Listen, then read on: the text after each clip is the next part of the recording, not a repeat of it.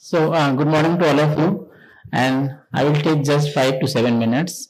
It's a very superficial and simple block, and as those who are using the fluoroscopy, bones are their good friends, but for ultrasoundologists, bones are not really the good friends. So when we use ultrasound, now these days, pain physicians they consider ultrasound as their third eye. They give them a wisdom to see the vital structures and even avoid the complications.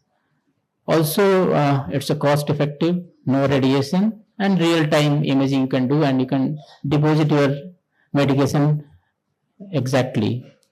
And it also help you to build a trust with the patient, because while doing procedure you can talk to the patient, communicate what you are doing, and they can tell you if they have any problem at that time. So for slit ganglion, they are done for a spectrum of symptoms like complex regional pain syndrome, Raynaud's disease, post-frostbite injury, post-traumatic stress disorders, cluster headache, post-herpetic neuralgia, hyperhidrosis for upper extremity, and phantom limb pain.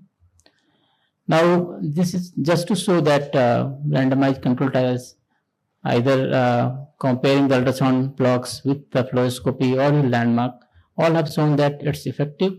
And in fact, the ultrasound slit ganglion block are safer than other modalities. So ultrasound, and like historically when the slit ganglion block was performed, it started with a bind technique, then shifted to fluoroscopic, and now from last few years, ultrasound is the standard. So technique wise, we have out of plane approach, but the preferred one is in plane approach. Probe, high frequency linear probe is the probe of choice, but yes, if the neck is bulky, you can use the curvilinear probe. Patient positioning, patient should be placed in a supine position with neck in slight extension and turned towards the opposite side of the block. Slightly turn the head, not too much, because it will alter the anatomy. Scanning technique, in every ultrasound procedure you have to do a pre-scan. Here also keeping the probe paramedially at the level of cricoid cartilage and in the short axis, and try to see the structures. So what we can see, we can see the trachea, the thyroid gland, the carotid, the superficial muscles, the sternocleidomastoid and scalenus anterior, the longus colli, the part of vertebral body. And as we move more lateral, we can see the anterior tubercle of the C6 vertebra. And further, if you move laterally, we can see the posterior tubercle also. So this is the ideal image on ultrasound. You should see the structures, and sometimes you find that just below the trachea you will see a compressed collapse esophagus. So these things we have to keep in mind. Now, when we place our probe at the level of cricoid, we can see the anterior and posterior tubercles of the C6 vertebra. But once you tilt your probe slightly, or you just slide your probe downwards, you will be able to see the only posterior tubercle, that is missing anterior tubercle, that is the C6 level. So many times if you go more downwards, you will miss your the target. So we start the scanning at C6, and either at C6 or C7. This is the place where you perform your slit ganglion block. Now, when clear picture of pertinent anatomy, that is all the structures, is obtained, the transducer should be slightly moved anteriorly until the anterior tubercle of C6 vertebra process is visible adjacent to the projected. This is our projected trajectory.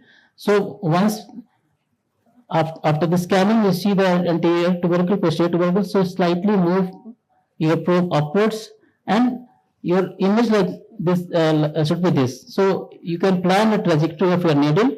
This is IJV. You can sometimes if you place your probe, IJV may be collapsed. You may not be able to see it. The carotid, the longus colli, the vertebral transverse process of C6, and this is the ideal image while inserting your needle. So, for the in-plane approach, the tip of needle is directed to the prevertebral fascia between the carotid and the tip of C6 anterior tubercle.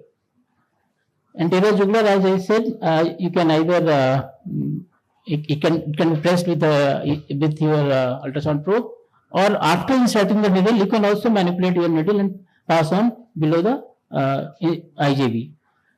The amount of local anesthetics, hardly 4 to 5 ml. Local anesthetic, like in all procedures, we have to do diagnostic block first, and then we should go for other steroid, or in slit ganglion, we can also do RFA.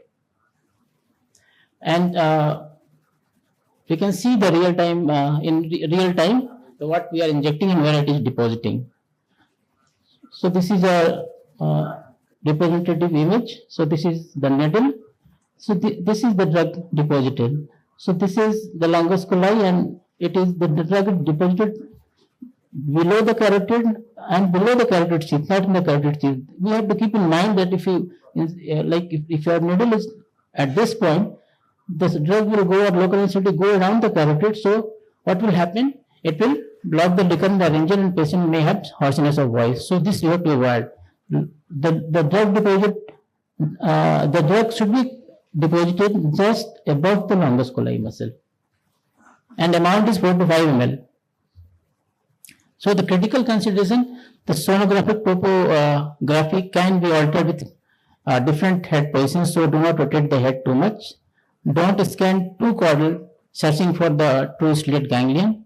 Do a Doppler before needle insertion. Once you have finalized the point of entry of your needle, do a Doppler, because sometimes just above the longus coeli you will find inferior thyroid artery, which is an aberrant artery. So we have to avoid puncturing that. And like occasionally the internal jugular vein is seen within the projected needle trajectory. So it should be collapsed readily under the light pressure with ultrasound probe, and always inject posterior to the prevertebral fascia.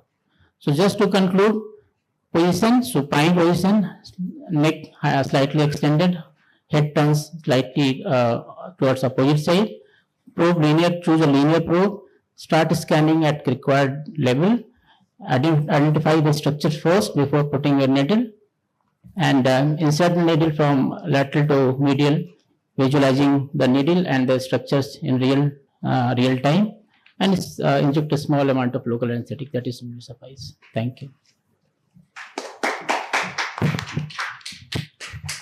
Thank you for that wonderful talk. I guess questions we will. Sir, you have any question? I had one. Can we do it bilaterally? No, sir, at a time, because there are chances of Horner syndrome. So if you do it bilaterally, and in case, because if you do it bilaterally, you may give some larger amount of local anesthetic, there are chances of diaphragmatic palsy. So patients may have a breathing difficulty.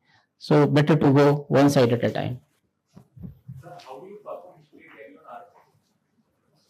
RFA, just placing the needle at the same point where we are placing the needle for the ultrasound guided local anesthetic or steroid injection, and do pulse RF, or you can do a thermal RF also. Yeah. So thank you for that wonderful talk. With this we'll conclude the session. Very soon we'll start the operative session. Thank you.